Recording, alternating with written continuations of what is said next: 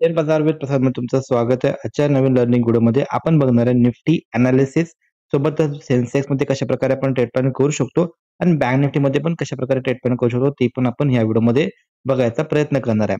Video only for education पर्पजसाठी आहे. कुठल्याही प्रकारे बाय किंवा सेल रिकमेंडेशन नाही आहे. जर तुम्ही चॅनलमध्ये पहिल्यांदा व्हिजिट करत असाल तर डेफिनेटली चॅनलला सबस्क्राईब करू शकता आणि नोटिफिकेशन आयकॉनला पण प्रेस करा जेणेकरून येणारे जे पण अपडेट असतील ते तुमच्यापर्यंत लवकरात लवकर पोहोचू शकतील. तर आता आपण येऊया निफ्टीवरती. निफ्टीवरती यायच्या आधी मार्केटमध्ये जे आपल्याला कंटिन्युअसली आपल्याला बायिंग बघायला भेटत आहे. ओके. लास्ट 1 टू 2 डे पासून. ह्याच्या मागचं पाठीमागचं काय कारण आहे? सेकंड थिंग मार्केटमध्ये जी बायिंग आपल्याला यायला लागले, ती मार्केट बँक निफ्टी सॉरी ती जी बायिंग आहे, ती बायिंग सस्टेनेबल आहे का मार्केटमध्ये परत आपल्याला एक रिव्हर्सल किंवा साइडवे मार्केट बघायला भेटेल? ते पण आपण ह्या व्हिडिओमध्ये बघायचा प्रयत्न करणार आहे. एक इम्पोर्टंट अपडेट पण आहे, ते पण आपण बघू याच्यामध्ये. तर सगळ्यात पहिल्यांदा आपण येऊया थोडंसं निफ्टीच्या चार्टवरती. जर का आपण निफ्टीला ऑन डेली टाइम फ्रेमवरती जर का आपण बघायला गेलो तर मार्केटमध्ये एक चांगल्या प्रकारे याच्यामध्ये आपल्याला पॅटर्न बघायला भेटला. सुरुवातीला याच्यामध्ये एक पॅटर्न झाला होता. तो अजून कन्फर्मेशन नव्हता आला. तर ह्याला आपण बोलतो head and shoulder pattern. But ह्या पॅटर्न कन्फर्म कधी येणार होता, की ज्यावेळी ह्याच्या खाली जर का क्लोजिंग मिळाला असता, देन हा जो पॅटर्न आहे हा ऍक्टिव्ह झाला असता. सध्या हा ऍक्टिव्ह पॅटर्न झाला नाहीये. त्याच्या मागचं कारण आहे, की तो पॅटर्नचा आपल्याला कन्फर्मेशनच आलेलं नाहीये. सेकंड थिंग जर का आपण बघायला गेलो तर इथं आपल्याला एक चांगल्या प्रकारे डब्ल्यू पॅटर्न बघायला भेटतो, जो की याच्यामध्ये आजच्या डेच्या दिवशी याच्यामध्ये एक ब्रेकआउट पण बघायला भेटतोय. बट इम्पॉर्टंट आहे की हा ब्रेकआउट सस्टेनेबल आहे का? ओके. मार्केटमध्ये जी तेजी यायला लागल्या, ह्या तेजीच्या पाठीमागचं काय कारण आहे? ग्लोबलमध्ये काय अशा गोष्टी झाल्या, जेणेकरून मार्केटमध्ये आपल्याला बायिंग बघायला भेटते. तर ही जी बायिंग आहे, ही सस्टेनेबल बायिंग आहे का एक ट्रॅप आहे? तर तो पण आपण याच्यामध्ये बघायचा प्रयत्न करणार आहे. सगळ्यात पहिल्यांदा आपण जर का थोडक्यात आपण बघायला गेलो तर 17 तारखेला वेडनेसडेच्या दिवशी रात्री 11:30 वाजता फेडची पॉलिसी आहे, एफओएमसीची मीटिंग आहे, ज्यामध्ये असं कन्सिडर केलं जाते की 25 बेसिस पॉइंटचा एक्सपेक्टेड आहे रेट कट. ओके. तर चुकून जर का हा जो रेट कट आहे हा 25 बेसिस पॉइंटच्या ऐवजी जर का 50 बेसिस पॉइंटचा जर का रेट कट जर का बघायला भेटला, तर मार्केटमध्ये चूक त्याला चांगलं पॉझिटिव्ह रिॲक्ट मार्केट करू शकतंय, असं मला स्पेसिफिक वाटतंय. बट जर का सपोज हा जो रेट कट आहे, हा जर का फ्लॅट 25 बेसिस पॉइंटचा जर का राहिला, तर एखाद्या वेळेस मार्केट थोडंसं साइडवेज जाईल बिकॉज रेट कट यायच्या आधी मार्केटनं त्याला त्या गोष्टीला पहिल्यांदाच अँटिसिपेट केलंय. तर जी पण गोष्ट पहिल्यांदा अँटिसिपेट असती, त्याला मार्केट जास्त भाव देत नाही. ती पहिल्यांदाच अँटिसिपेशन झालेली आहे. ओके. तर मे बी मार्केट थोडासा पॉज घेऊन नंतर मग अपसाइड किंवा डाउनसाइड बघायला भेटेल.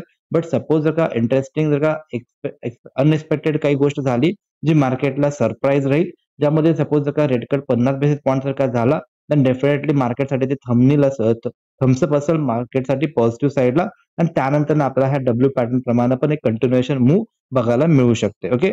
तर ह्या सगळ्या गोष्टी आपल्याला कधी समजणार आहेत? ह्या सगळ्या गोष्टी आपल्याला समजणार आहेत उद्या रात्री 11:30 वाजता. तर एक्सपेक्टेशन हे पण आहे, की जोपर्यंत का इव्हेंटचा प्रॉपर एनालिसिस रिझल्ट येत नाही, तोपर्यंत का एक्सपेक्टेड असं असतं, की मार्केट त्या गोष्टीला एकतर प्राइस इन करतंय किंवा मार्केट थोडंसं साइडवेज जायचा प्रयत्न करतंय. तर ह्या दोन्हीपैकी कुठली पण गोष्ट एक्सपेक्टेड आहे उद्याच्या दिवशी. तर जर का आपण थोडंसं बघायला गेलो याच्यामध्ये, की बाबा चुकून जर का रेट कट जर का नाहीच झाला, तर ह्या कंडिशनला काय होईल? तर ह्या कंडिशनला सिंपल आन्सर असेल, की ह्या कंडिशनला हा जो ब्रेकआउट आहे, ह्याच्यामध्ये मार्केट ऑपरेटरनी काय केलं प्रॉपर ह्या पॅटर्नला बघून खूप साऱ्या लोकांना बोलवलं. त्यांना ट्रॅप करायला मार्केट त्यांचे एसएल खाण्यासाठी डाउन साइडला पण जाऊ शकतंय. Okay. Then it's a probability बघू आपण एक्झॅक्टली कशाप्रकारे वर्किंग करू शकतोय मार्केट. त्याच्या आधी जर का आपण निफ्टीला जर का बघायला गेलो, तर निफ्टीमध्ये एक हेल्दी कॅन्डलचं फॉर्मेशन आजच्या डेला झालेलं आहे. जर का एक्सपेक्टेड आहे, की जर का उद्या ह्या गॅप अप झाला आणि मोठा जर का गॅप अप झाला, देन थोडंसं सिनारिओ थोडा वेगळा राहू शकतो. बट जर का फ्लॅट ओपन राहिला, कुठेतरी फ्लॅट ओपन होऊन जर का आजच्या डेच्या हायच्या वरती जर का जायचा प्रयत्न केला, तर हे जे प्रिव्हियस रेझिस्टन्स आहेत, हे रेझिस्टन्स मार्केट एखाद्या वेळेस ब्रेक करायचा प्रयत्न करू शकतो. त्यानंतर मार्केटमध्ये हा कंप्लीटली एक ओपन स्पेस आहे. इथं कुठल्याही प्रकारे अडथळा नाहीये. एक अडथळा ह्याच्यामध्ये यायला हा एक गॅप आहे. हा गॅप जर का इथं भरला, तर इथं may be market resistance react करेल आणि त्यानंतरनं मार्केट पॉज जर का झाला, तर इथून एक रिव्हर्सल किंवा इथून एक अपसाइड मोमेंटम दाखवू शकते. बघू आपण कशाप्रकारे आपण त्याच्यामध्ये प्लॅन करू शकतोय. जर का आपण 15 मिनिटाच्या टाईम फ्रेमवरती आलो, तर 15 मिनिटाच्या टाईम फ्रेमवरती जर का आपण बघायला गेलो, तर आज मार्केटनं अल्मोस्ट ह्याच्यामध्ये साइडवे टू पॉझिटिव्ह ट्रेंड बघायला मिळालाय. जर का उद्या डायरेक्ट गॅप अप झाला, तर तो सस्टेन होणार का नाही होणार, हे डिपेंड करते पहिल्या 15 मिनिटाच्या कॅन्डलवरती. जर का पहिल्या 15 मिनिटाचा candle open is equal to low बनला, देन व्हेरी लाइकली त्याच्यात थोडंसं स्ट्रक्चर असं निगेटिव्ह काहीतरी राहू शकतंय. आणि जर का पहिल्या 15 मिनिटाचा candle open is equal to sorry open is equal to high बनला. ओके. हो, sorry open is equal to high बनला देन हे असं काहीतरी होईल. ओपन इज इक्वल टू जर का लो बनला देन थोडासा पॉझिटिव्हनेस दाखवू शकते. ओके. बघू आपण उद्या कशा प्रकारे मार्केट ओपन करणार आणि त्याच्या आधी जर का आपण बघायला गेलो याच्यामध्ये जर का मार्केट थोडंसं फ्लॅट उघडलं आणि जर का हा जो हाय आहे आणि हा जो लो आहे ह्याच्यामध्ये जोपर्यंत राहील एक्सपेक्टेशन आहे की मार्केट साइडवे जायचा प्रयत्न करू शकतंय.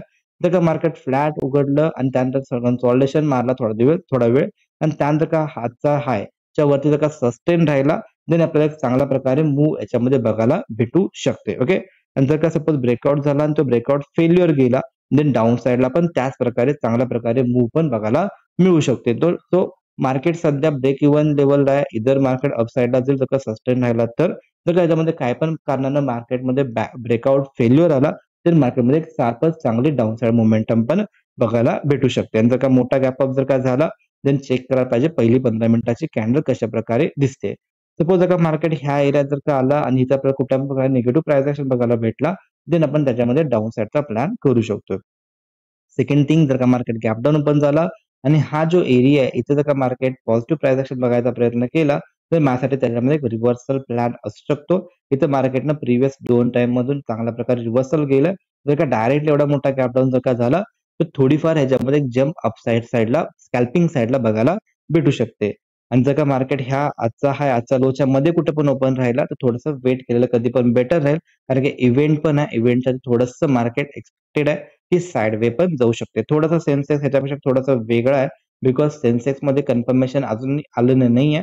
पण निफ्टीमध्ये ऑलरेडी कन्फर्मेशन आलं की त्याच्यामध्ये डब्ल्यू टाइप ऑफ पॅटर्नचा चांगल्या प्रकारे ब्रेकआउट आला. बट इथं जर आपण बघायला गेलो तर इथे एवढा काही खास ब्रेकआउट मला वाटत नाहीये. ह्याच्यामध्ये अजून पण हे जे प्रिव्हियस जे पॉइंट आहे रेजिस्टन्स आहे तो अजून पण ऊपर आहे, वरती आहे.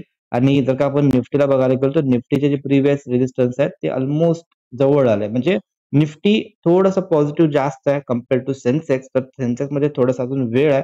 तर सेन्सेक्समध्ये पण जोपर्यंत हा एरिया आहे ह्याच्या एरिया कधी कुठल्याही प्रकारे निगेटिव्ह प्राइस एक्शन बघायला भेटला, तो त्याच्यासाठी माझ्यासाठी निगेटिव्ह टू साइडवेजचा प्लॅन असू शकतो. ओके. तर ऑप्शन सेलिंगसाठी निगेटिव्ह टू साइडवेजचा प्लॅन असू शकतो.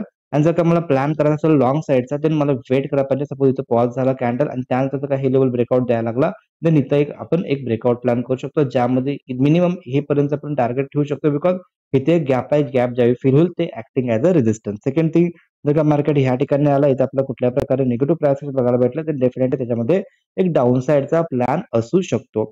जर का आपण 15 मिनिटावरती आलो 15 मिनिटावरती जर का आपण ह्याच्यामध्ये बघायला गेलो आणि इथं जर का मार्केट मोठा गॅप अप झाला, या ठिकाणी कुठं पण मार्केट आला, open is equal to high बनला, निगेटिव्ह प्राइस एक्शन बघायला भेटली, देन बघायला पाहिजे कशाप्रकारे रिएक्ट करते आणि जर का सपोज तो गॅप सस्टेन नाही झाला, देन आपण डाउन साइडचा ट्रेड प्लॅन करू शकतो. सेकंड थिंग ही आहे, की जर का मार्केट ह्या लेव्हलला आला किंवा ह्या लेव्हलला आला, इथं पॉझिटिव्ह प्राइस एक्शन बघायला भेटला, तर मार्केट त्याच्यामध्ये एक रिव्हर्सल प्लॅन करू शकतो. ह्या ठिकाणी थोडंसं वेट करेन, पण ह्या ठिकाणी एक चांगलं लेव्हल आहे, ज्यामध्ये आपण एक रिव्हर्सल चांगल्या प्रकारे आपण ट्रेड प्लॅन करू शकतो. एक्सपेक्टेशन हेच आहे की आजचा डेचा जो लो आहे आणि आजचा डेचा हाय आहे म्हणजे प्रोबॅबिलिटी हे एरिया ह्याच्या एरियाच्या मध्ये जर का इथं कुठं पण राहिला, थोडंसं पॉज कॅन्डल बनू शकते किंवा थोडंसं मार्केट साइडवेज जाऊ शकते. बिकॉज इव्हेंट आहे. इव्हेंटच्या आधी थोडं मार्केट साइडवे बिहेवियर दाखवू शकते.